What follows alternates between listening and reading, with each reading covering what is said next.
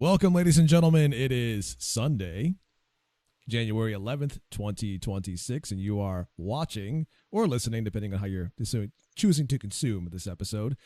Another episode of The Rundown. I know it's been a minute since I've done one of these. It's been about almost a year at this point since I've done one of these podcast episodes, and there was quite a few folks asking if I would ever come back to it again, and I did have plans to come back to it, and I just didn't have a date for when I was going to do it. Because I wanted to make sure I had everything in order first. And, well, things kind of got busy over the past year with family drama, still doing things around the house, blah, blah, blah. The list goes on. But anyways, it is good to be back as I found myself talking about what could be considered podcast topics during my live streams. So I figure I may as well start doing this in a podcast format again to actually get this stuff out there. Anyways, as always, I'm your host, Scrub Roden. And, we got quite an episode to talk about today. It's going to dip into some rather controversial topics, and I don't know, maybe it'll make some folks upset, or maybe this will be enlightening for those who had no idea what was going on. Also, for those that are watching, whether you're watching on YouTube or whether it's live or archive, be sure to hit the like button and subscribe to help support the show and the channel, as it does go a long way to do so. Also, leave a comment below about what you think about today's topics. And if you have any opinions or thoughts about what's going on or feedback for the podcast, I'd really appreciate it. But anyways, let's talk about these topics. Everything from terrible localization and localization drama to the globalization of anime itself. Definitely going to get into that. And also the ongoing drama surrounding the censorship of a little gacha game called Brown Dust 2. Something that I kind of wasn't sure I was going to talk about today, but after diving into it, this is part of the reason why I had to delay the podcast to today. I had to do a rather deep dive down the rabbit hole to find out exactly what the deal is with this, to understand why it's so, why it's trending and why it's such a hot topic. So we'll be getting into that towards the end of the show as well. Anyways, without further ado, let's get into the localizer nonsense. So, and I talked a little bit about this during my Batman Arkham streams, but I figured a podcast format would be great for me to dive deeper into the topic, also with proof about what's going on. So there has been ongoing discussions about localization changes, whether it be in video games and anime. And this is not a new topic. This has been going on for, I'd say, quite a few years now, especially even more so now that anime and video games in general has gotten more popular due to things like COVID, the list goes on.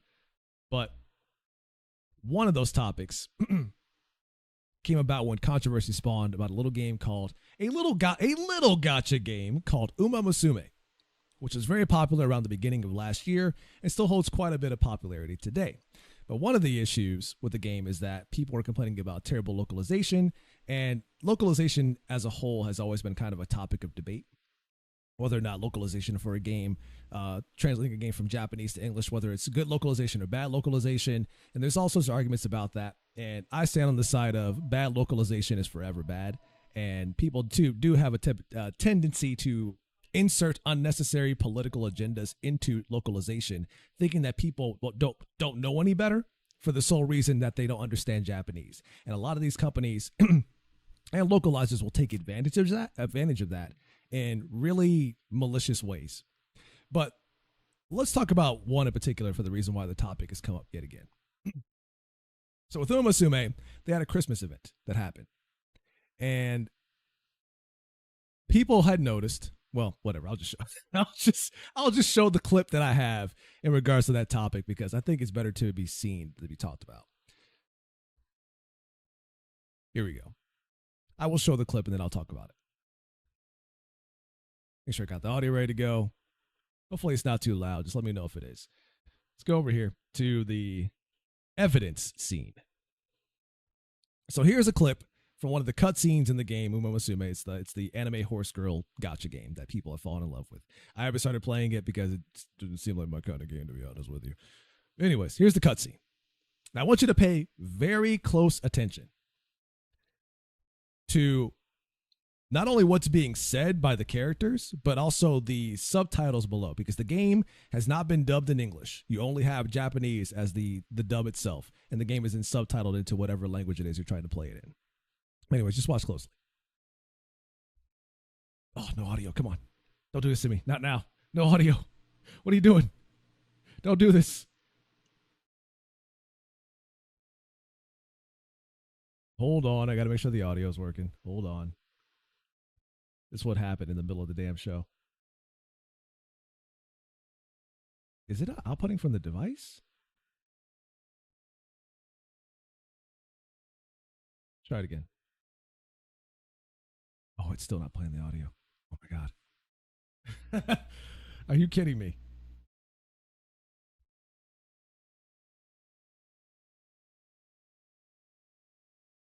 Come on, window capture. You can do it.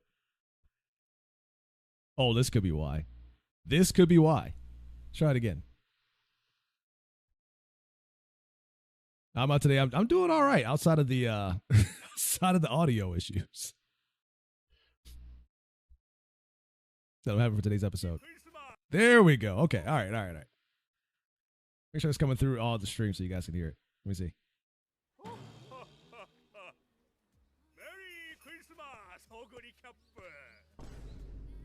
Now, let me go back to that. I know perhaps a little bit of Japanese. I would not call myself fluent in any way, shape, or form. Okay?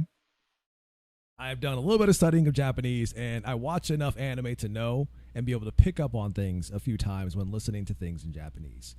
But I don't think it takes a rocket scientist to listen to this dialogue and clearly hear the man say, "Merry Christmas."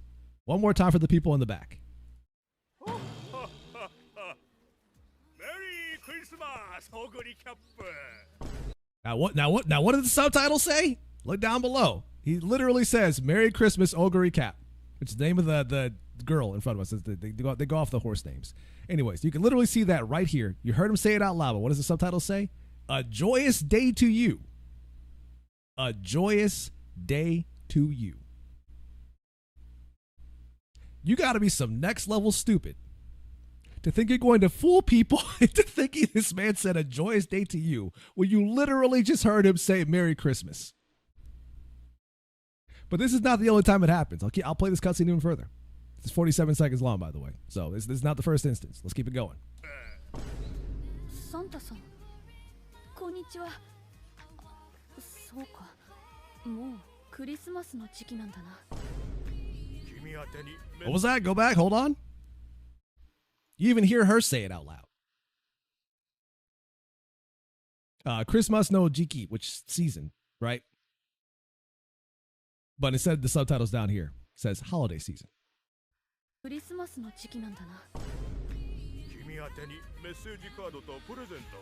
Now play it all the way through, because there's more.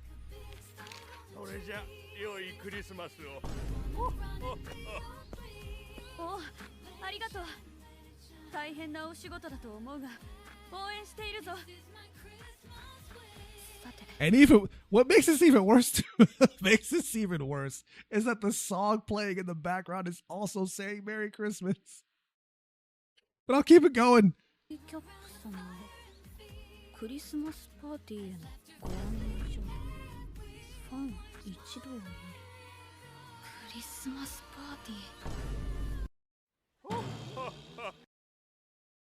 Like I said, you would have to be some next level stupid to not be able to know and even hear the man literally saying Merry Christmas, and even the character herself saying Christmas numerous times throughout this dialogue exchange. But instead of putting that in the subtitles to assure people that what you're translating is faithful to what the characters are saying, you keep changing it to holiday season. Now, one of the reasons why a lot of companies would do this is because they don't want to get caught up in any sort of religious connotations in regards to Christmas itself. As for people who don't know, Christmas, Merry Christmas, the season itself came by for religious reasons. But I would argue, and this is me just throwing this out there. I don't have any scientific evidence or statistics to back this up, so take what I'm going to say here with a grain of salt. But I don't think that the average person today that celebrates Christmas is celebrating it for religious reasons. In fact, I highly doubt that most people even know what the religious reason is behind Christmas in the first place, especially not in Japan.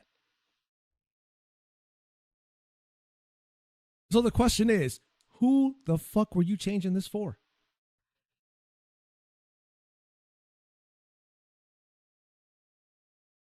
It is things like this for the reason why people don't have a lot of trust in localizers to give faithful translations when it comes to things like this, because they have a very bad habit of taking unnecessary creative liberties that make absolutely no sense.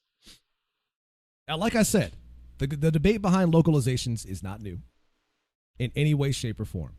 I'm going to show you more cases of this that are even more ridiculous than this. I'll show you an infamous one from back in the day. Give me a sec.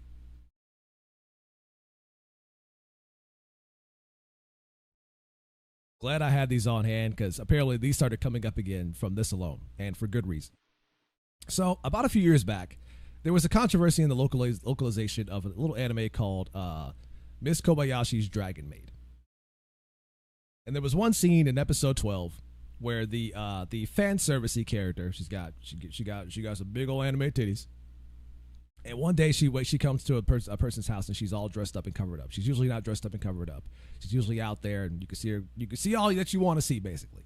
But anyways, there was a dialogue exchange about why she covered up. And this one is infamous for just the really insane change they made from the Japanese version to the English dub version. Let's go ahead and put that on screen now. I'll just read it. So, on the Japanese side, with the subtitles, this is the exchange between the two characters. It says, "What's with that outfit?" Talking to the character who changed her clothes, who's the more fan servicey character. Lukoa says, she says, "Everyone was always saying something to me, so I tried toning down the exposure. How is it?" The other character, "You should try changing your body next." As a joke. Now, what does it say in the English dub version? First character says, "What are you wearing that for?" The fan service character says, "Oh, those pesky patriarchal societal demands were getting on my nerves, so I changed clothes." Character follows up with, "Give it a week, they'll be begging you to change back." I'm sorry, in what way are any of these lines similar between versions?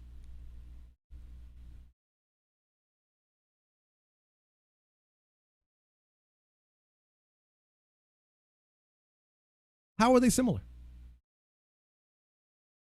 This is a clear case of localizers taking unnecessary creative liberties with any of this shit, honestly. And this one's pretty infamous about this because there was a whole thing about the localizers, the voice actors, all this stuff. There was a whole thing with Jamie Marchi and how she's typically the kind of person that pushes shit like this when it comes to localization. But again, how do you earn the trust of viewers and consumers when it's very clear that you not only insult their intelligence by doing something like this?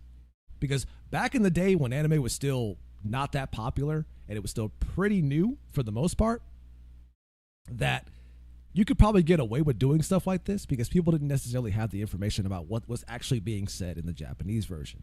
So you could pull the wool over people's eyes and make them think that the characters were actually saying this. But nowadays, with social media, the internet, all that stuff, people can very easily go back, find what the original dialogue was, find out what the author's intent was, and be able to convey that to the people that don't know any better. So shit like this can easily get found out and easily get called out. And the unfortunate part about this is that you still have a lot of people out there that defend decisions like this. And even worse, you'll get the usual arguments of saying like, "Oh, it's not really that big of a deal." To which my argument is if it wasn't that big of a deal, then why'd they change it? Apparently, it was a big enough deal to them to change it.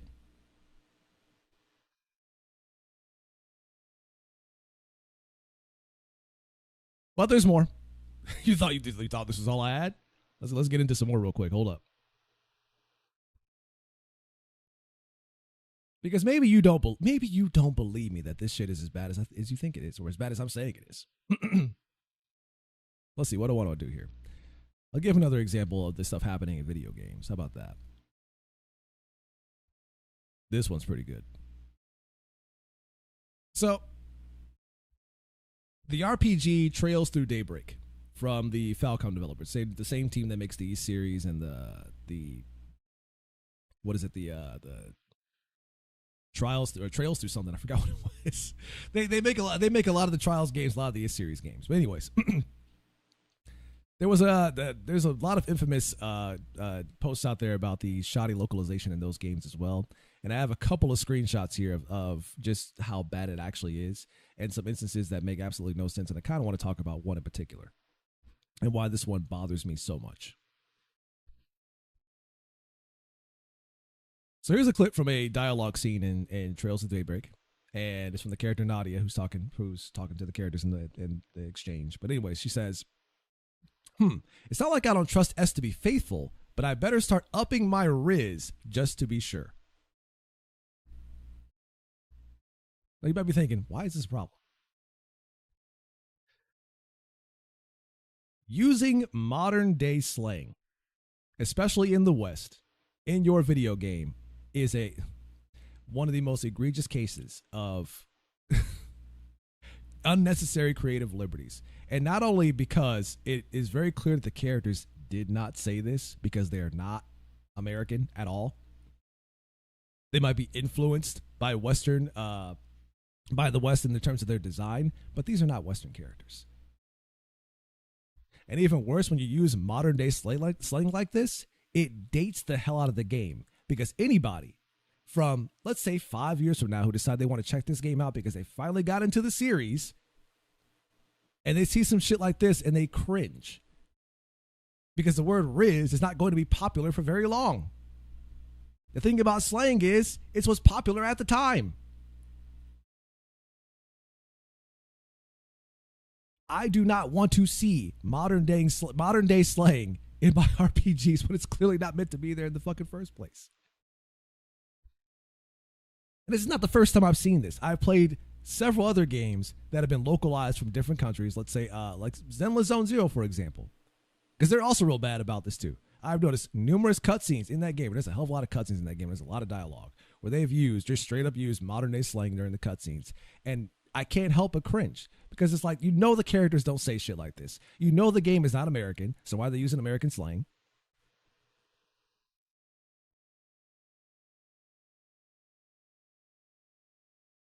Completely pulls you out of the immersion and the experience entirely, because that this is not what the character said. Even if you don't know the native language that the game was designed in, the characters didn't say that. But a lot of these localizers bank on you being stupid, way too stupid, to know the difference. And I've heard some arguments from localizers saying that, we shouldn't just be localizing the game by translating it into the language that we're trying to translate it into. We should be trying to completely change the dynamic of the game so that it goes from being Japanese to almost feeling like it's been made in America. And I'm thinking to myself, why would you do that? Why would you do that? For what purpose? And I'll kind of get into why I have a problem with that too in just a bit here when I talk about the whole globalization of anime thing. But I have another example of this where it is incredibly important to maintain faithfulness when localizing video games, animes, and stories in general. Because not only can it be incredibly cringy when you're changing dialogue or adding unnecessary creative liberties to a scene because it doesn't make a lot of sense, but it also can be very dangerous in changing the author's intent of a scene, completely changing emotion and dialogue exchanges to make them completely inaccurate to what the original version was intended to be. And I'm going to show you an example of that right now. So, Nier Automata came up again when this whole discussion came out. And it kind of showcased a few things that I had no idea were the case with that game in terms of localization, from localizing the game from Japanese into English. And a lot of that pertains to the dialogue between 2B and 9S. And one of the arguments is that the 2B in the Japanese version of Nier Automata is much less snarky, much less harsh, and a lot less sharp-tongued when it comes to dealing with 9S compared to the English version, where she is incredibly cold to him as a character based on the emotions and the text conveyed in the scenes. And the example here that they have, and I actually have another example that I want to show too, is that during a side quest, when you're trying to help a robot basically try to figure out what it means to make a baby, so to speak. But in the In the Japanese version, I'll just read it. So on the Japanese side, which is what people are calling the real 2B, by the way, 9S says, "How do you make a baby?" And 2B doesn't respond. And he goes, "2B," and she responds, "I can't help you if you say it in a voice like that," implying that, he was kind of being teasing in a voice, and she was a little embarrassed to answer the question about how to make a baby. Keep in mind, these are androids, right? They're not human, but they still have an idea of what it means to make children. And even then, 2B gets kind of embarrassed to have to answer a question like that. But in the English version, the whole emotion of that scene changes. And in fact, I would argue that the response to his question kind of doesn't make a lot of sense. Anyways, the English side he goes, "Yeah, how do you make them?" Referring to how do you make babies. He goes, 2B, little help here? And she responds, "Huh? You're the chatty one. Work it out." To me, that last sentence doesn't make a lot of sense at all. It doesn't make any sense at all. And it doesn't even convey the part where she's a little embarrassed to answer the question. It just comes off as very cold.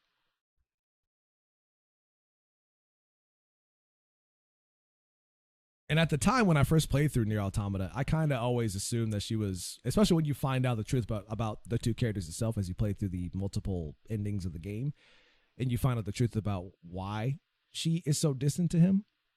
I kind of assumed that the reason why she was being distant is because she didn't want to get emotionally attached to him because of what happens in the game. The whole history of her having to kill him repeatedly over and over again, and how she didn't want to get emotionally attached because she didn't want to go through the pain of having to kill him again, blah, blah, blah. So I always assumed that she was cold because of that. Turns out, in the original version, she was not always cold to him. She was just, it was more conveyed that she was trying to stifle and hide her emotions for him. And that is way better conveyed in the Japanese version. But this is what happened. This kind of stuff is what happens when localization of a game is very poor. Because not only does dialogue change, it can completely change emotional connotations behind a scene. And there is an unspoken trust between the localizers, the creators, the people that made the content, the voice directors, the voice actors, and even the consumers, where they are trusting the localizers to give them faithful and accurate information so that they can either get what's being conveyed in the scene, for one, and two, if actors need to specifically exude or project certain emotions during dialogue exchanges, that is imperative that you make sure you understand that to make a scene make sense. And that the proper emotions during a scene are conveyed. Like, I've played quite a few games where you'll listen to a dialogue exchange, and sometimes the emotions and the responses, like they how do I describe it? It's either a scene where the response is overacted or underacted, and it doesn't make a lot of sense. And a lot of that can come down to just terrible voice direction. Listen, not everybody's a great voice director out there. Let's be honest here. And that's also true that not everybody's a great voice actor out there. That's also true. In a lot of cases, they can be very lazy about the takes they use during some scenes. Where you might have somebody that does a scene, and they do like 3 or 4 takes of a line, and even though there's a better line to use or a better take to use, they use the bad one instead. I've seen numerous cases of that. So sometimes it can boil down to just being lazy. But even then, it's still incumbent upon the localizers to properly convey the dialogue and emotion of a scene so that that it's faithful to what's being shown in the actual scene itself. That is why faithful localization is so goddamn important. It's not just important to the consumers, it's important to the entire team working on the game as well. And there is an unspoken trust between you and the people making said game that you're going to do that faithfully and not change the intent for the sake of you wanting to push some sort of political agenda, or whether you want to make the game seem hip and cool for the Gen Zs out there.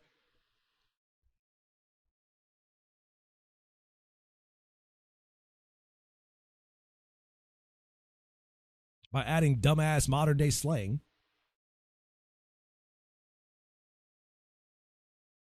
When people complain about bad or unfaithful localization, this is the kind of shit they're talking about. And people don't really understand just how bad it can get and how much it affects a story when you do it poorly.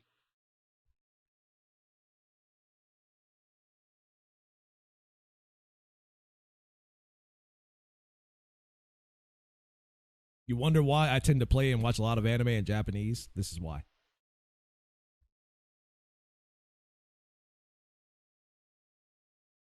Like back in the day when anime wasn't as popular as it is now, and you had to go and if you wanted to get the actual intent of the story itself or want to get what you wanted to get uncensored, you would have to go through, let's just say, back channels or anime piracy itself to get what the actual anime itself is trying to convey. And unfortunately, around that time, because there weren't enough publishers out there to localize anime at the time, so a lot of the time you were relying on fan translations. And even then, fan translations would also take creative liberties at times. But the difference is that there was a lot of competition out there at the time. And whenever the competition knew that that the other side was doing poor localization, they would go out of their way to make sure that they were accurate about it as much as possible. The competition aspect of fan translation is what gave people better translations at the end of the day. And looking at it now, I find myself missing some of the back in the day, there used to be like when fan translation used to do a lot of anime. There was always a debate about whether or not they should change a joke, let's say, for example, in a story, to have it make more sense with the Western crowd, because they wouldn't understand a joke in Japanese. And what I look back on now and realize how much I appreciate it is that in some fan translations, they would use translators' notes, and they would keep a Japanese joke in the anime, but they would use a translator's note to basically explain what the joke is, explain why it's a joke. And looking back on that, I kind of appreciated that, because if I'm going to watch something from a different culture, I would like to understand different aspects about that culture. And sometimes those translators' notes were very good at explaining some of that and having it make sense. Even if it meant that the joke was no longer funny because you explained it, at least I knew what the joke was. And I appreciated that. And one of the reasons why I think so many of the fan translations stepped away from that is because people used to meme about those all the time. And they would make fun of them for doing it. So they kind of slowly moved away from it. But looking back on it now, I kind of miss that. Because what we get today is that we don't get the actual joke itself as it's conveyed from a different culture. We just get some dumbass modern day take or modern or Western take on the same joke.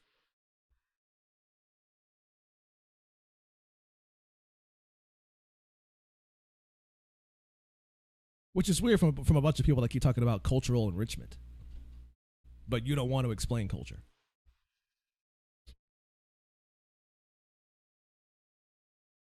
Just weird shit overall. Like I said, I'm an old head when it comes to anime. Like, I used to watch it way back in the 90s before it was as popular as it is today, because I didn't give a fuck about what people thought of me watching anime. Like, I was not the kind of person that gave a fuck about what people thought about me playing video games or watching anime. If you thought it was uncool, joke's on you. Do not care. So I was during a time where anime was super not popular.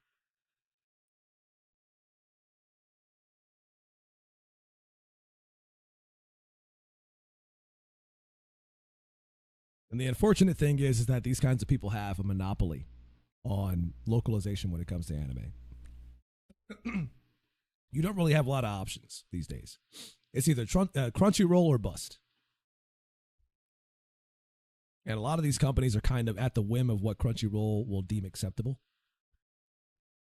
And it's even worse now because Crunchyroll is at times even heavily involved with a lot of anime that comes up today. Because they're kind of the only option that a lot of these Eastern studios have when it comes to, trying to send their content overseas. So either you play ball with Crunchyroll and their demands, or you just don't get it overseas.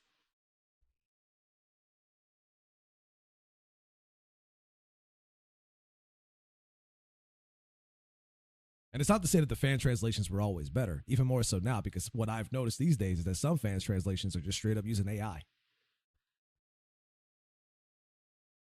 Calling themselves translators, but just relying on AI the whole time. I've seen quite a few instances of that. But if going through that means I get something a little more faithful to what's going on in the anime itself, I'd rather take that route. I would rather go that route.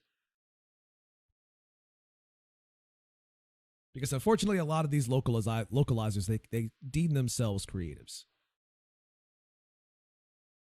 And this is just me giving my opinion on this, but I beg to differ. You are not a creator. You are a localizer. one whose job can be easily replaced by a machine. And as far as I'm concerned, the odds are stacked against you in this regard, because not only would it be cheaper for publishers to use AI over you, but the more you continue to take quote unquote creative liberties with localization, you will find that there is an increasing number of consumers that also want the same thing.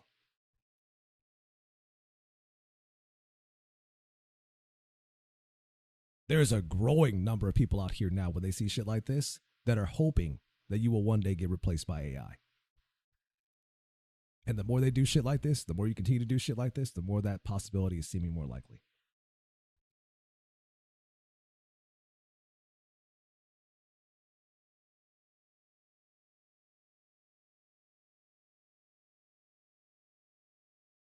And what's crazy is that Japan, like people in Japan don't really know this, although some people in Japan are slowly starting to wake up to this.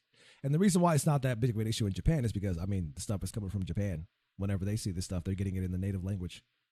They're getting the authors. They're getting the author's intent. It's not being sent through a third party.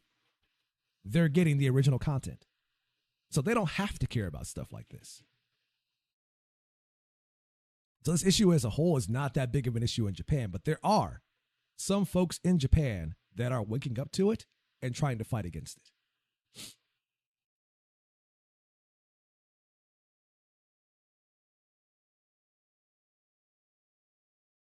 Whether or not that'll gain any ground remains to be seen, but yes, it is. This is kind of a problem. Remember to hydrate. That's right.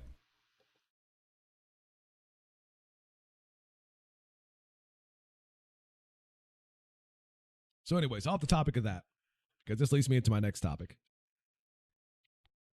which is the globalization of anime and how it has been absolutely detrimental to the medium as a whole. And when I say globalization, I mean anime that is designed from the onset of trying to appeal to a global audience. Recently, there has been pushback from some authors out there, from famous animes like Sword Art Online and Evangelion, and even Kadokawa, for example, who publishes things like ReZero. Can't think of more at the top of my head because ReZero is kind of the more popular one off the top of my head right now. But but definitely, they publish a lot of really big anime out there. I don't know why I'm drawing a blank on that. But anyways, let me pull up the article here real quick. Give me a sec. Let's talk a little bit about what the SAO director said.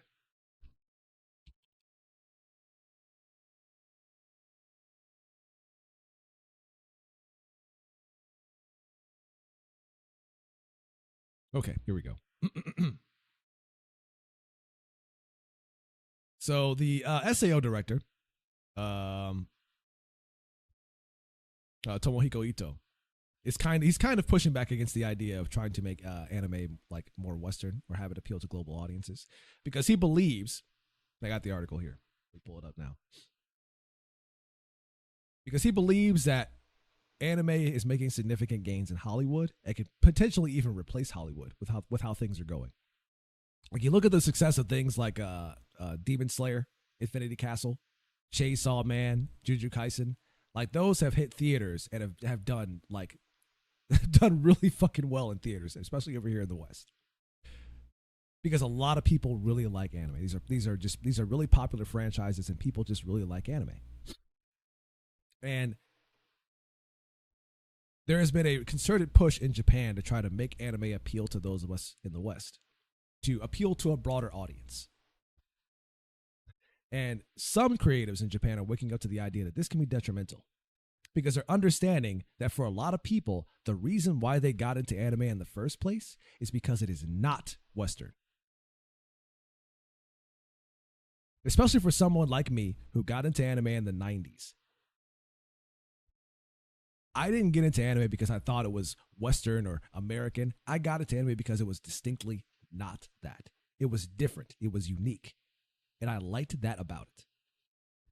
And when you continue to take those elements away to appeal to a broader audience, it loses its charm.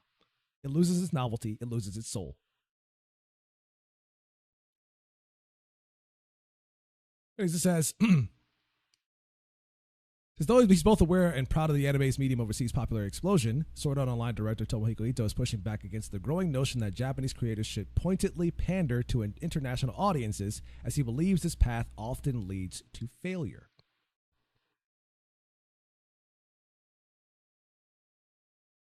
Because Ito, who oversaw both seasons of SAO as well as his first film, Ordinal Scale, this is the first and second seasons of Sword Art Online, not the other shit that came out afterwards.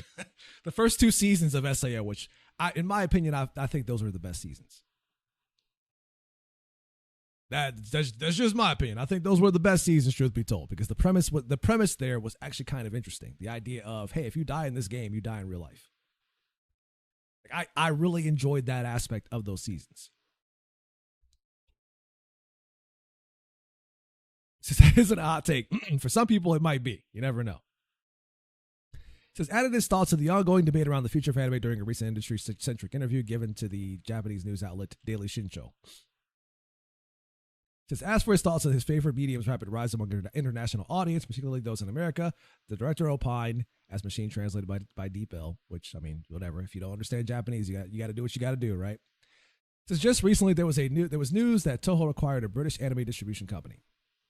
Since Aniplex bought Crunchyroll in 2020, I get the impression Japanese anime has exploded globally. Since the factors, like the writer's strike a few years ago and the impact of COVID-19, Hollywood films seem to have lost some of their power. I would argue not some of their power, a lot of their power. I would argue not some, a lot. He added, I think Japanese anime has effectively filled that gap. Not entirely, but it's on its way to doing that.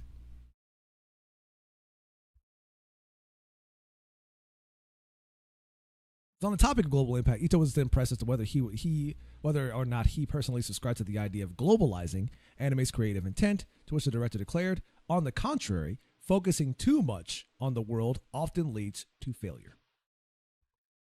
What Japanese people think will be popular globally probably won't appeal to people overseas. In America, where political correctness is strict, they might think, is Japan's making the kind of shows where girls fight with lots of skin? That kind of thing will be met with suspicion in North America. Basically saying like, oh yeah, if we make, an anime where these girls are in scantily clad outfits and skin tight suits, is that going to be hit with political correctness shit in America? Which oftentimes it will, but not by the majority, but by a very loud vocal minority. And the unfortunate part is that Japan is kind of getting caught up in the very, very loud vocal minority, and they're making changes based off of them. The reality is that most people don't care. And a lot of the vocal minority are the ones that work in localization, and they're the ones that have a tendency to feed the lies, especially to people in Japan, about what people want overseas. Because it's not about what people want, it's about what they want.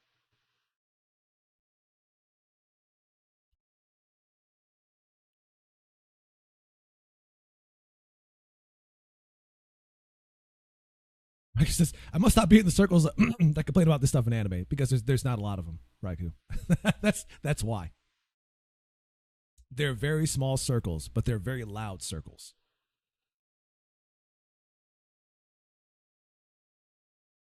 And they tend to have a monopoly on a lot of the scene in which a lot of this stuff gets brought to the West. Like a lot of the people that complain about this stuff are the people that are working in localization, that work in direction, that work in voice acting. Those are the ones that have control over this shit. So basically what you're getting is that you're getting anime and video games that are filtered through these people. I gotta find because there was some controversy about a localizer a while back who had a history of changing stuff specifically because she said that she didn't like the author. And I got to find that again. Hold on. Like a lot of this stuff is going to be Twitter screenshots because a lot of the discussion about this stuff took place on Twitter. So just give me a second here.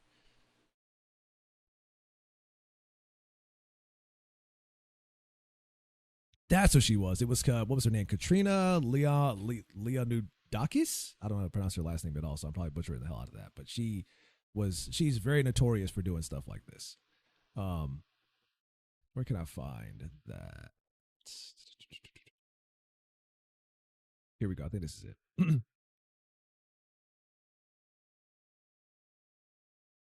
Does Grok have the quote?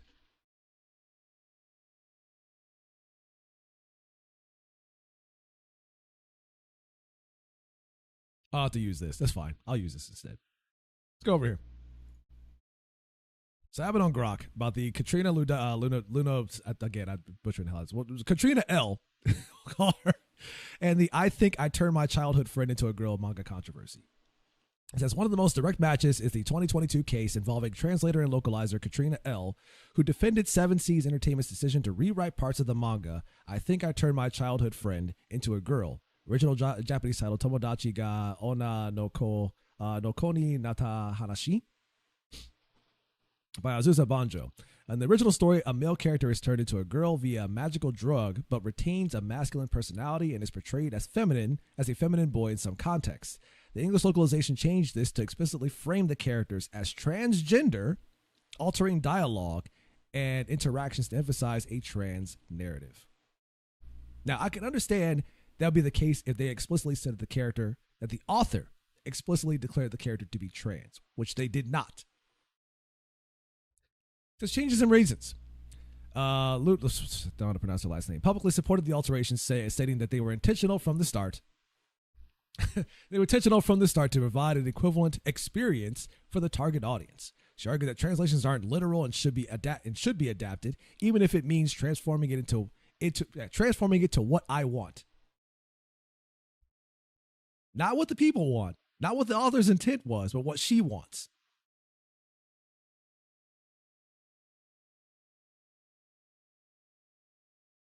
This goes back into the whole thing I argued earlier about localizers taking quote unquote the creative liberties to a property that make absolutely no goddamn sense. This is why people have such an issue with localizers.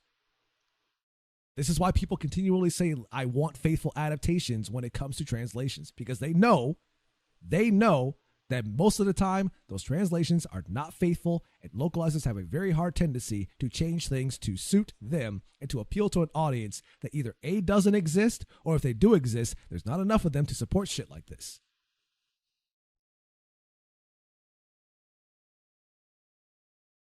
They don't want to make a modern audience. They want to be the modern audience.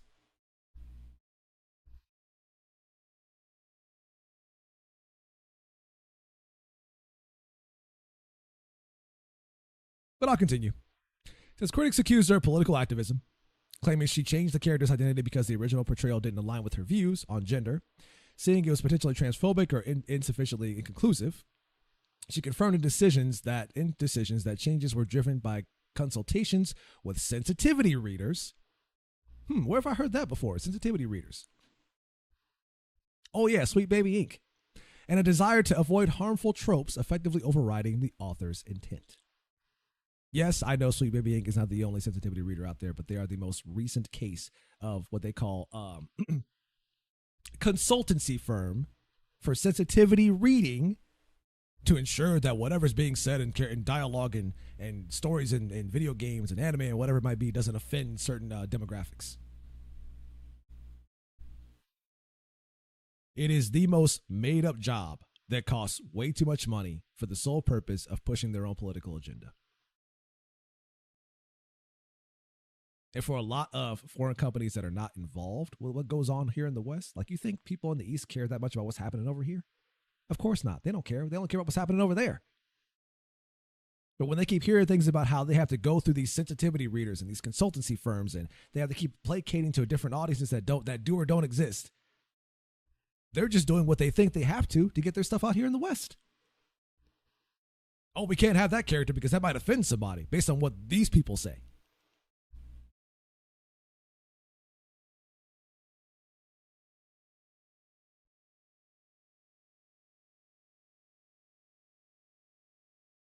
So this goes back into the topic about anime globalization and why it's a problem. Like, I didn't get into anime because I thought it needs to be American.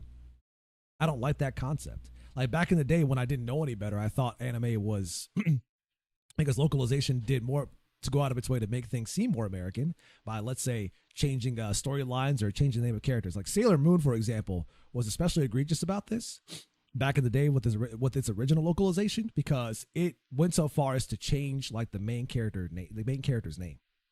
Like Sailor Moon in Japan, the main character's name is Usagi, but in America, in the English localization, they changed her name to Serena.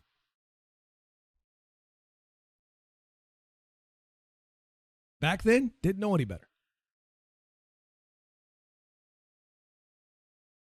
Sailor Jupiter's talents, yeah.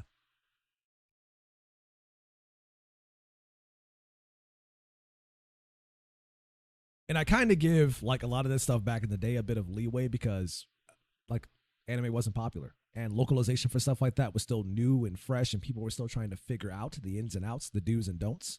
So I kind of give bad localization back there a bit of a pass because they just didn't know any better. Even with the 4Kids shit, with Pokemon and One Piece and all that stuff, like they were still figuring that shit out. But these days, that is no longer an excuse. Most people know that anime comes from Japan. They know that it's Japanese. You don't need to change it to make it seem more American. We know it's not. We like it because it's not that.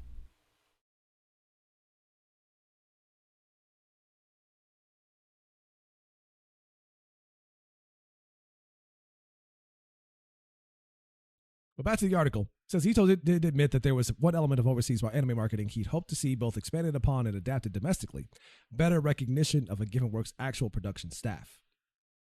It says regarding the world and Demon Slayer, the Infinity Castle movie, it says I wish more light would be shed on the internal staff, which honestly I kind of agree. Like there's a lot of hard work that goes into the animation of a lot of this stuff, especially in the case of Demon Slayer, where the animation is high quality as it is. There's a lot of fucking work that goes into that.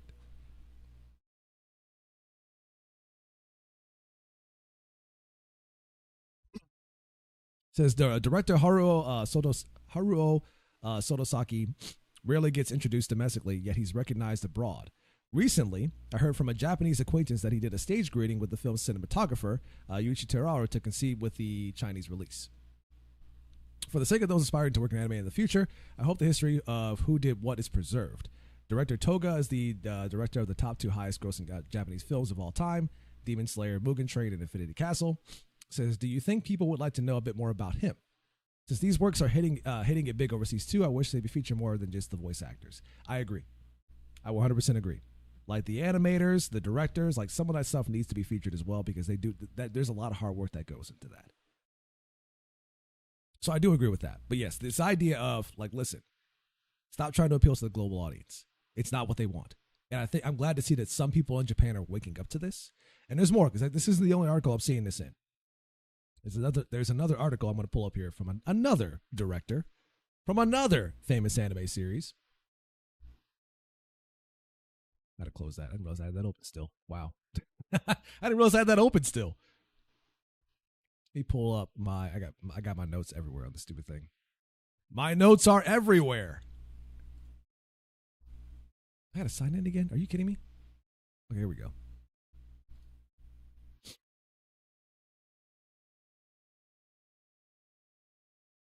Am I really, was this the one I wanted to use? I thought I had a different one.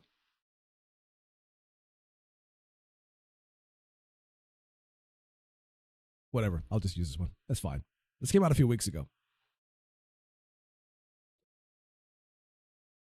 At this point, I don't know if I've seen any anime that went through this. Went through what?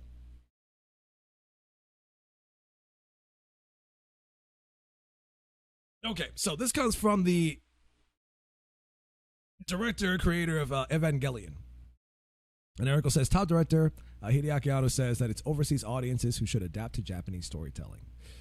The man just basically said that, like, no, we're not adapting anime to the global audience. The audience has got to adapt to us.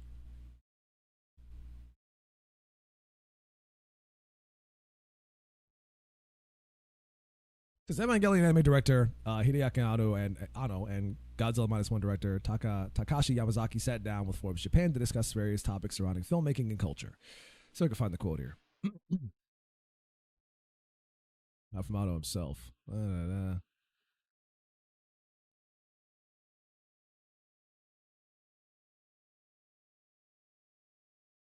Here we go. It says Otto added the yeah. Okay, here we go. Sound like that. Yeah. This film and visual music elements, so I think there are a few language barriers compared to the other fields, but the dialogue is still in Japanese. And it's a drama about people who were driven by emotions based on Japanese thoughts. So if there are people who can understand that, I think it'll be well received overseas. But we can't adapt it from our side. I'm sorry, but it's the audience whom I asked to adapt to it.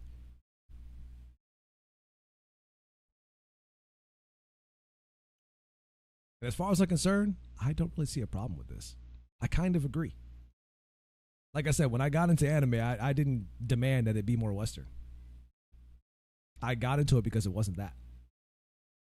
So, in a way, would you say that I adapted to the content itself, not the content being adapted to me? It's kind of hard to say, considering that what I used to watch was heavily altered for the sense of bringing it stateside. But even then, when I found out that it was being heavily altered, I decided I wanted to start going to the source material, which is why I got into downloading fan translations and stuff like that. Especially around the time when I really started getting into that when Naruto was a thing.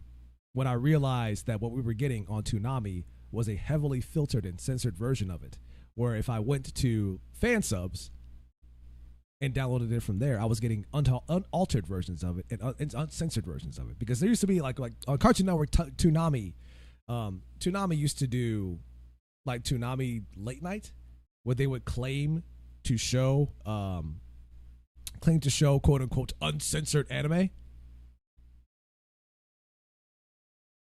And even then the anime was still very censored.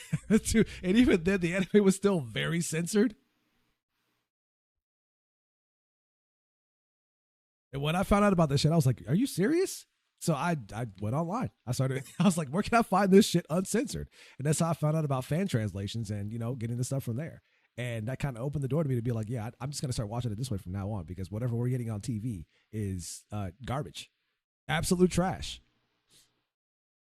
That, and I also hated Naruto's voice in English completely. I really hated his voice in English. For kids was destroying anime, it was. And the unfortunate part is some anime today is still being for kidsified, even now. Look at One Punch Man. In fact, I talked about One Punch Man during one of my streams, where not only is the animation bad in One Punch Man, but they also censored a bunch of shit in the anime as well. From character designs to gore, violence. There's one character, I forgot his name. There's one character who usually, that in the anime, he eats a lollipop, but he's not eating a lollipop. In the manga, he actually smokes a cigarette. And I was like, this is going back to One Punch Man levels of censorship, where you're too scared to even show somebody smoking a cigarette. You got to change it to a lollipop.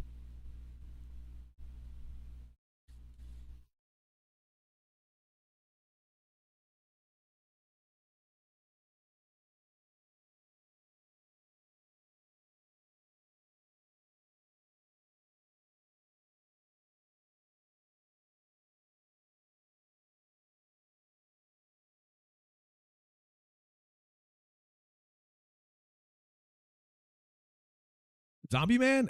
Maybe? Is that who it is? Actually, oh fuck, I gotta find the image now. I gotta find it. Hold on.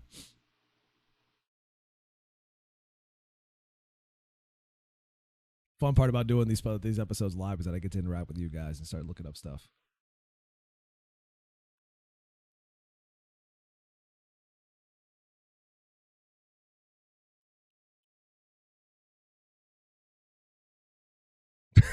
Why is this the first one that shows up in the search results? I hate this, but it is a fair example of censorship. I hate this one though.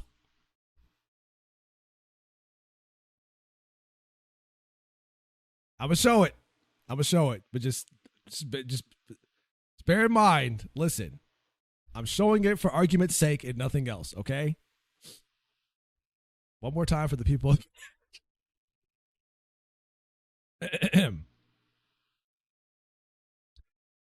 They censored the blood on the character's legs and turned it white.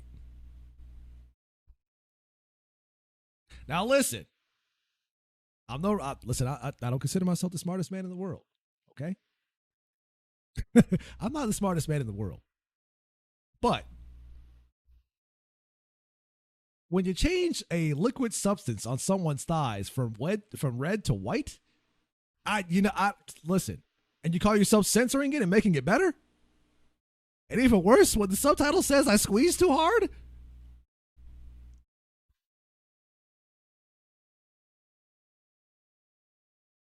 I'm not sure if that's better.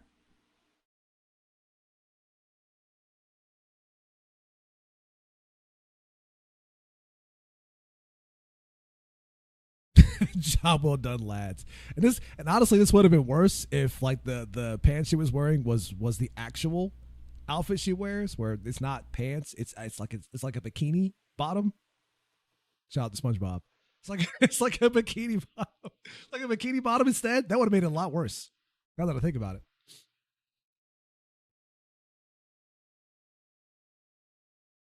But I'm not even sure why they changed their shorts in the first place, considering her outfit is inspired off of the Olympics. Like her entire character is that she's supposed to be almost like an Olympic medalist. And in the Olympics, women tend to wear outfits that look like that. So them changing this made no sense.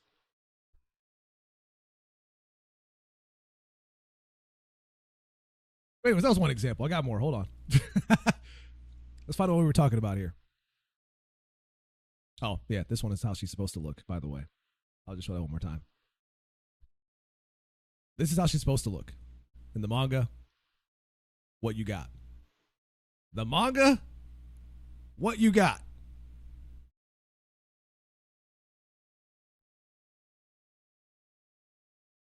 Like even if they were even if they were to like make her outfit accurate, the animation, the quality is just the quality of this is just terrible. The quality, like there's a massive quality drop off from here to here. I'm just gonna say it. The quality drop off from between this and this is kind of insane.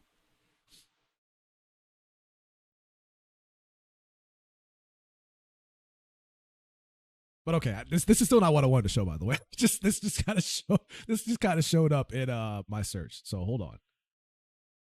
I did point this out in that stream as well. Here we go. This is like literally right the next one. Let's pull it back up. Here's one that's especially bad. In the manga, homie smoking a cigarette. In the anime, they gave him a goddamn lollipop. I'm sorry, who the fuck did you think this anime was for? Who did you think this was for? I'm pretty sure One Punch Man was never aimed at kids.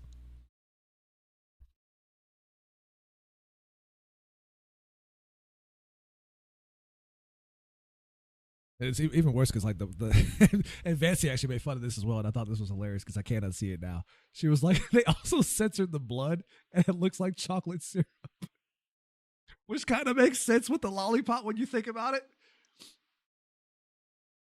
That man loves his Hershey's chocolate syrup.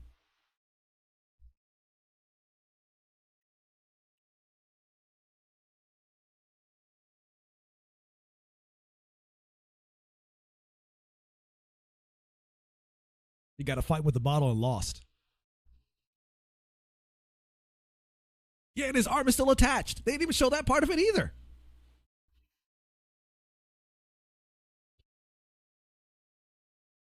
So before anybody gets on their high horse talking about how people are upset because they censored the female outfits, it's like no, that's not the only reason.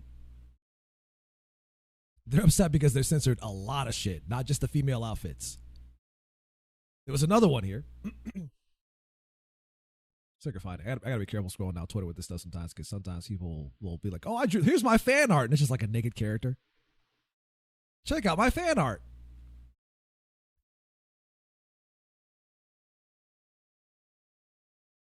Here we go. There's another one.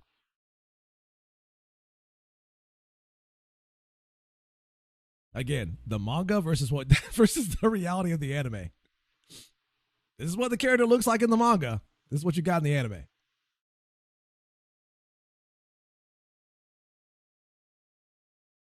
So I ask once again, who do you think One Punch Man is for?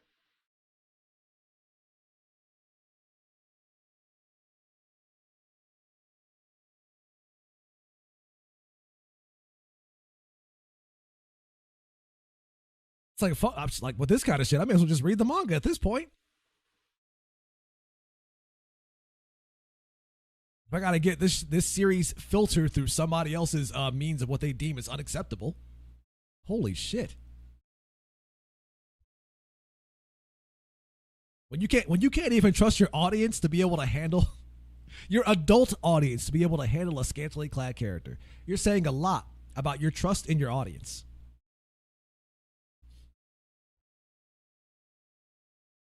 Out there handling adults with kid gloves. Which, I mean, to be fair, I kind of understand because there's some real childish ass adults out there. I ain't mad at I'm not mad at the idea of wanting to do that, but I am mad at the execution. But I am mad at the execution.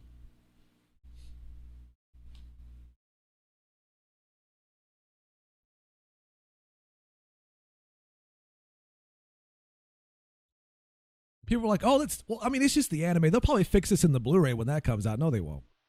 They won't. You might get better animation quality, but they're not going to uncensor anything. Especially not the female outfits. What you see is what you get.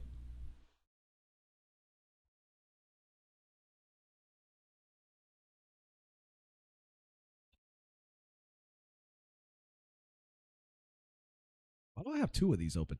What the hell?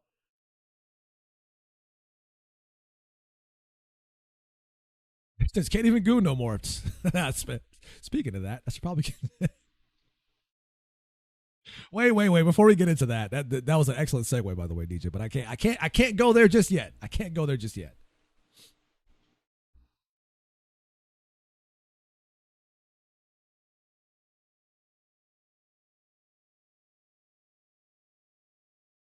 I'm sure I'm all caught up on the articles I want to talk about. Oh yeah, there we go.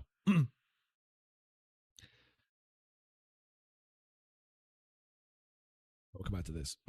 But this is kind of an example of like just anime in general being filtered through a middleman for a modern audience, or just like a lot of Japanese people in general just being scared of backlash when trying to make things faithful, or thinking that, oh, well, we can't have characters look like this because people overseas might get upset about a scantily clad female character in an anime. I guess we got to placate to political correctness. And by that, they mean placate to a handful of people out there, a vocal minority that gets mad at shit like this. And the unfortunate part is that the vocal minority is usually the loudest. So what you're getting is anime material filtered through those people.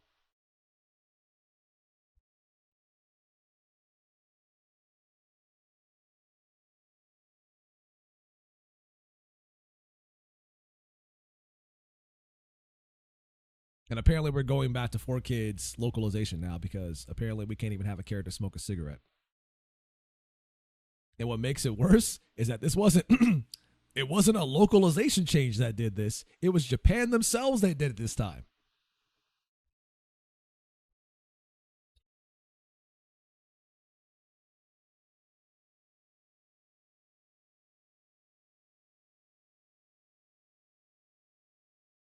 Which is an example of what I mean when I say that Japan has been infiltrated by a bunch of activists, both Japanese and Western. And I suspect that it's only going to get worse from here. In fact, I have an example of that. I'm glad I bookmarked this. I'm glad I bookmarked this because I wasn't sure if I was going to use it for today's episode, but that was a great segue to use this bookmark that I have. Hold on. Hold up. Hold up.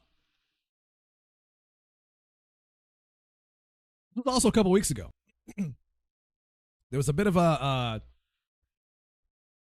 kerfluffle, we'll say, about the designs in Code Vein 2. And people were making claims that the overall designs of, like, especially the female characters in Code Vein 2 compared to the first one are much more tame. There may be reasons for that. And this could potentially have something to do with it.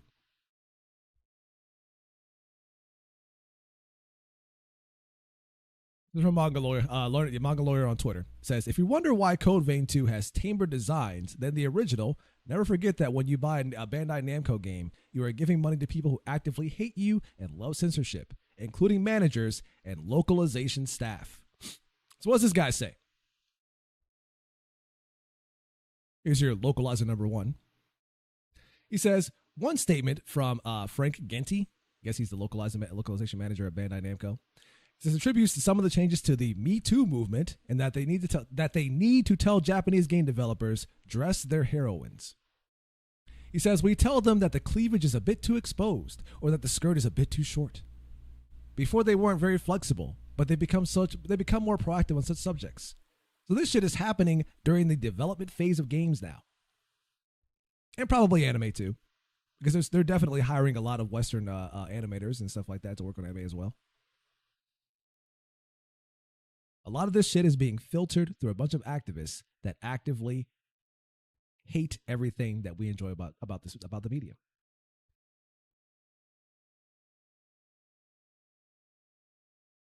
Because they're constantly running this stuff through them. And there was a whole debate going on in the thread about how, like, oh, they didn't do that. Take a look at the characters. You see those titties? They're huge. Because apparently you've never seen big titties in a video game before. Their argument is the titties are big, so it's fine. Or at least the people that are trying to defend stuff like this.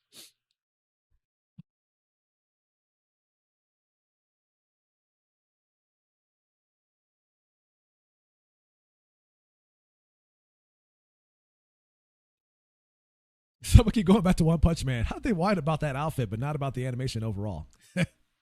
Gee, I wonder.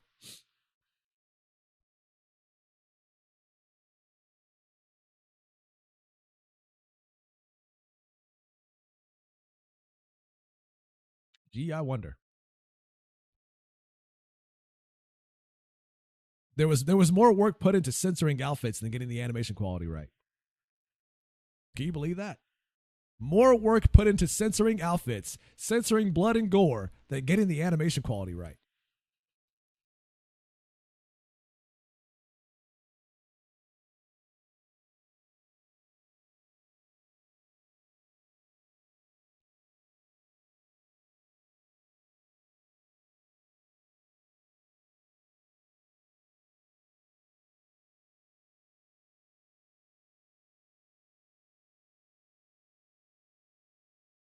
There was an episode I did a while back where I mentioned that, especially with the whole thing of like, there was a whole thing about Kanakawa back then, and how they were going out of their way to try to hire more Western staff.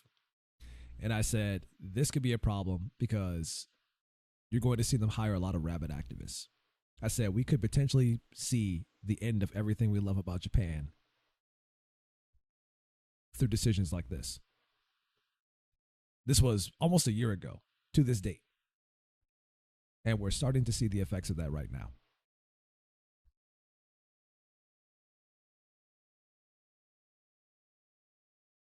All because a bunch of studios thought it was a good idea to appeal to a global audience instead of just making what they wanted to make for a domestic audience and then having the audience like that instead. Like I said, I got into anime because it wasn't American.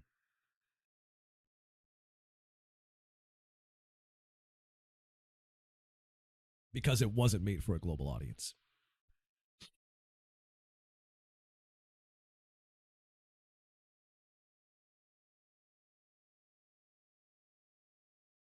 And now we get to sit back and watch as it slowly loses its identity over time.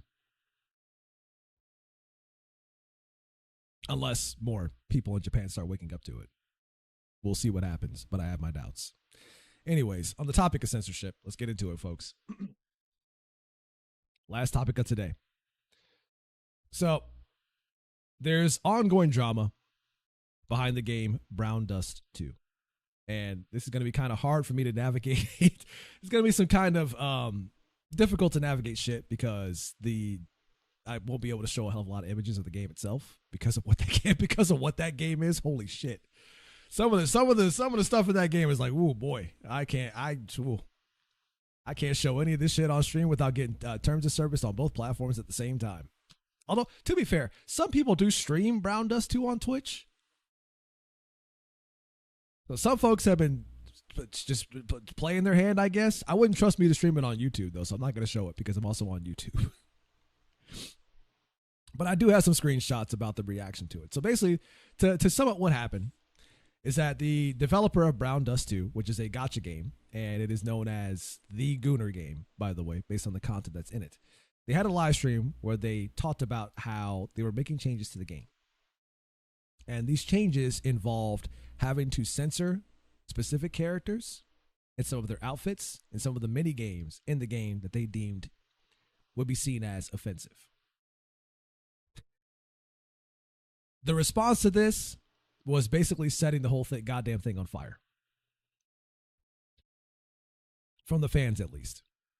And at first, when I heard about this, I was just like, oh boy, it's just a bunch of gooners getting upset about shit being censored. Like, I didn't pay too much attention to it.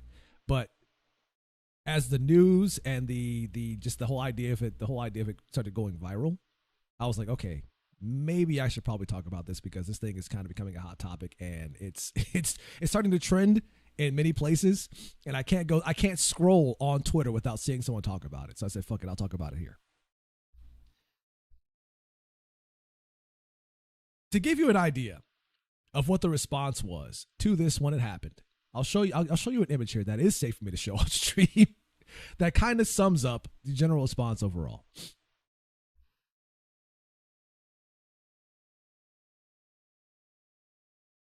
So we can swap that out here. This is from their live broadcast on Friday, just a few days ago. I want you to look at the ratio here of likes to dislikes.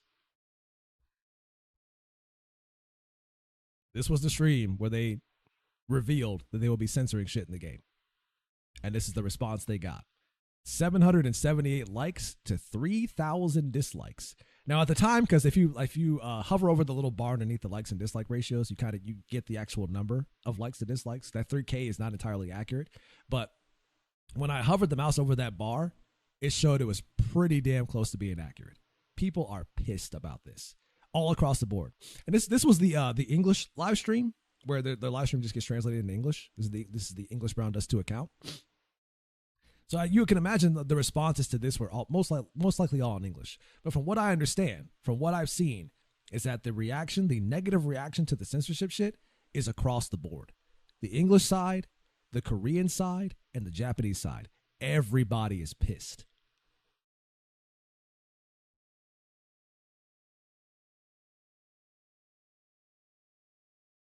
And it was very easy to sit back and dismiss this overall. But then I really thought about it and said to myself, if this were to happen to any game that I played, I'd be pretty pissed too. Especially when you consider that a lot of these gacha games, they'll have like outfits that you can buy.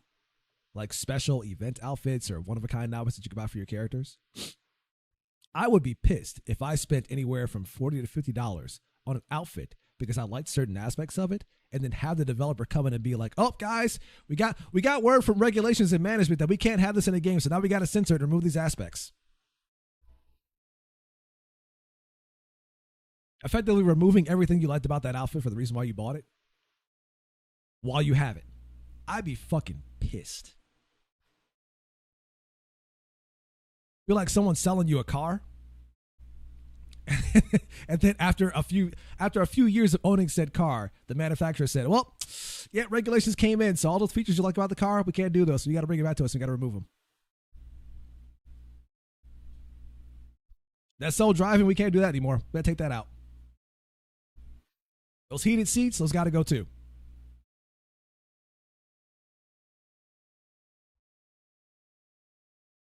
GPS, nah, that's got to go too. Sorry.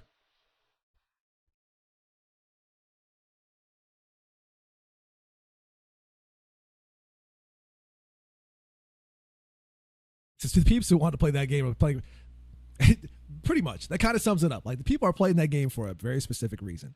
In fact, from what I understand, because I had to do a deep dive into the history of the game itself, and from what I understand, the game didn't originally launch that way.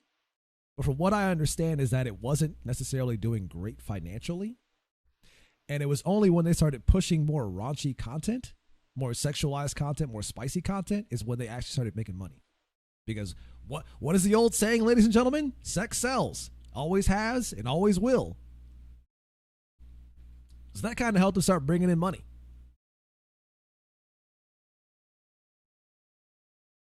In fact, they had released these outfits, which was like I think it was like the bunny girl outfits that they released last month to celebrate, like to keep it in line with like the Christmas season and stuff like that. In the holiday season, they released a bunch of bunny girl outfits for certain characters. And when they did that, when they released those outfits, that was like their best month of the entire year last year. December was their best month in revenue for that for pretty much the entire year when they released those outfits.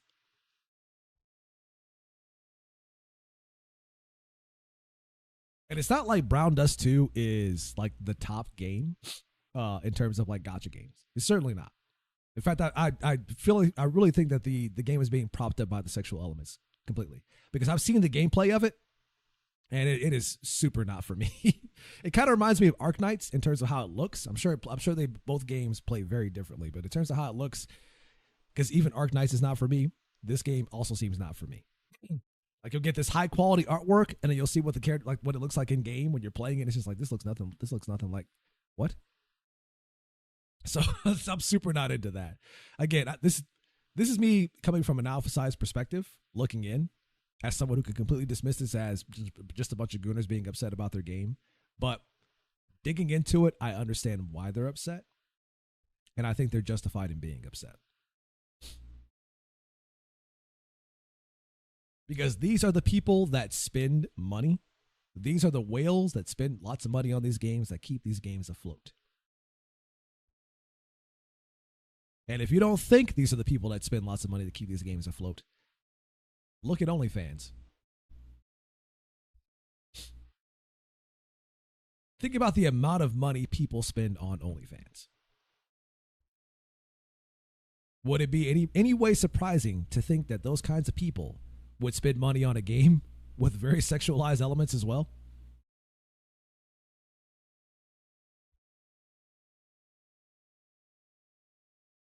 So I imagine a lot of the people that are upset about this are the whales that spend tons of money on it. But from what I understand, to make things worse, is that there was, see if I can find the image of this. Thought I had it saved, but I'm not sure if I do. Hold on. There's some images out there. I got to go to their Reddit page, and that's a dangerous proposition. So I gotta hide me browsing the Reddit page for this image, because boy, it is some of the shit you see on that Reddit page is, it's like, how is this allowed on Reddit? How are you allowing people to show this shit on Reddit?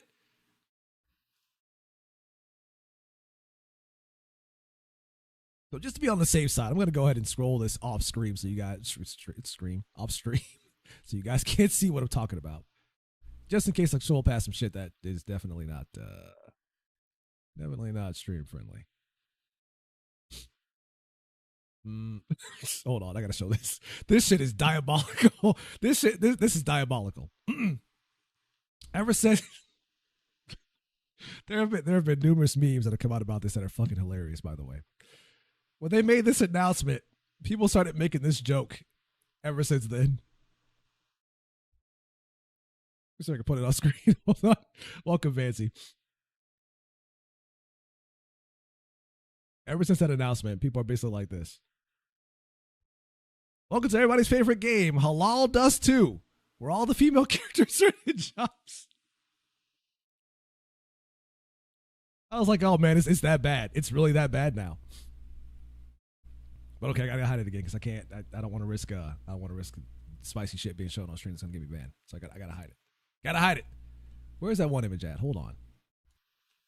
Because there was a live stream that they did a long time ago from a behind the scenes with the developers, where one of the directors of the game said that they would rather let their game die than censor it to appease certain audiences. And there was I want to say about a month ago, where they had planned a Steam release And it was literally days before the game released on Steam where they announced that they were canceling the Steam version. And people at the time believed the reason they did that is because they decided that they didn't want to censor aspects of the game that people liked so much about it in the first place. They decided that they would rather have their game not on Steam than censor it and change what the game is for its audience. People believed that at the time. But now here we are a month later, and now the notes of censorship are coming into place, and people are speculating that the reason they're doing that is because they're still trying to get the game on Steam. The problem is that none of this is verified at all. And the reason why is because the developers have not been very clear on the reason why they're doing it in the first place. They've been very vague about the reasons as to why they're censoring the game. And the problem with this is that when you are not clear about what's going on and why, you open up Pandora's box of speculation. And even worse is that the speculation for stuff like this can get wildly out of hand. And the rumors can get so wildly out of hand that you will never be able to recover from this. So they really shot themselves in the foot over this. I can't seem to find that image. But anyways.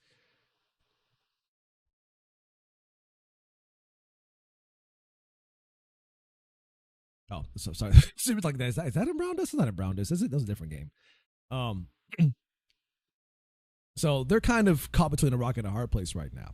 And there's a lot of people out there that are hoping that that the backlash from this stuff and the people that are canceling, oh boy, this is hilarious too. I can kind of show I can kind of show this, but this is kind of spicy too.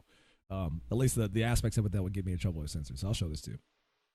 People are like, it's kind of ironic that they're still marketing the game like this after the recent announcement. But the marketing on the App Store says, "Enjoy uncensored cutscenes, visuals like never before." That one on the right is kind of I'm kind of playing with fire with that one because that one the same character, but yeah. So you're out here advertising your game is uncensored after you announce your game is going to be censored.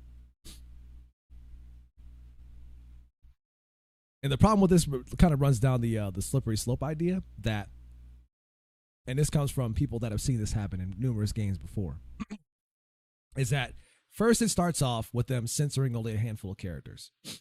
They say, we're censoring these characters because of X, Y, and Z. And then people get the impression that, oh, they're just censoring these characters, so maybe it's not that bad.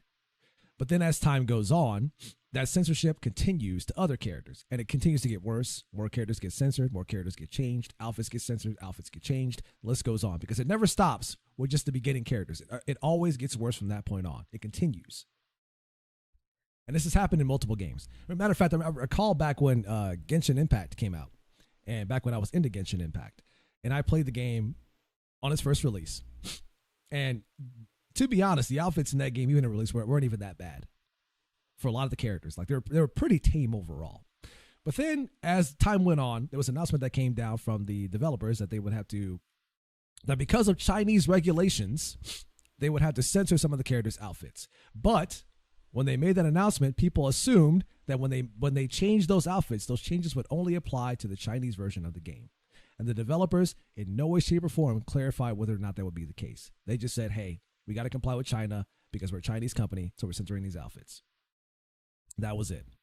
And then when the update hit, the way they did it is that the outfits were by default applied to those who were playing the game in China, but they gave the global audience the option to use those outfits, the new versions of the outfits or the censored version of the outfits, if they wanted to. And if they wanted to continue to use the old outfits, you still had the option to do so. So you could swap back and forth in the global version if you wanted to. And then as time went on, it went from being able to swap the outfits to the censored outfits are now the default outfit and you can't change. Global. It went from having an option to no option across the board.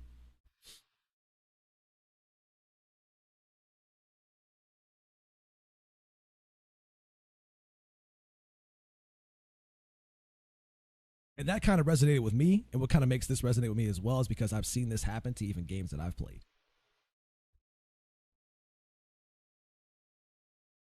So I understand why people are upset about this. And I've seen some folks asking the question of whether or not, like, hey, if we keep speaking with our wallets and letting them know that we don't like this, do you think they'll change it back? In my opinion, I don't think they will. Especially if this is coming down from some regulatory body where they are required from the top to make these changes. I don't see them reversing them. I could be wrong. Again, like I said, I'm kind of an outsider looking in on this because I don't play this game. Like the only gotcha game I play this game is Wuthering Waves. These days is Wuthering Waves, and that's about it. And even then, I've seen stuff like this happen in that game too. Like with Cantarella, for example, they censored her outfit after she came out, and they did not change it back. Like people expressed that they were not happy about it, but they still haven't changed that back. That was well over a year ago when that happened.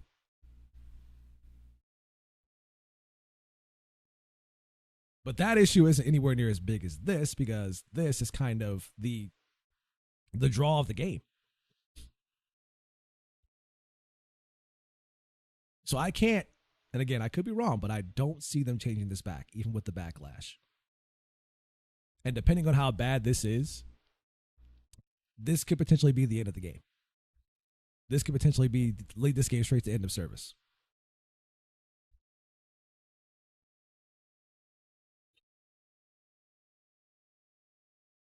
But this also kind of makes me happy that I've never spent a single dime on a gotcha game.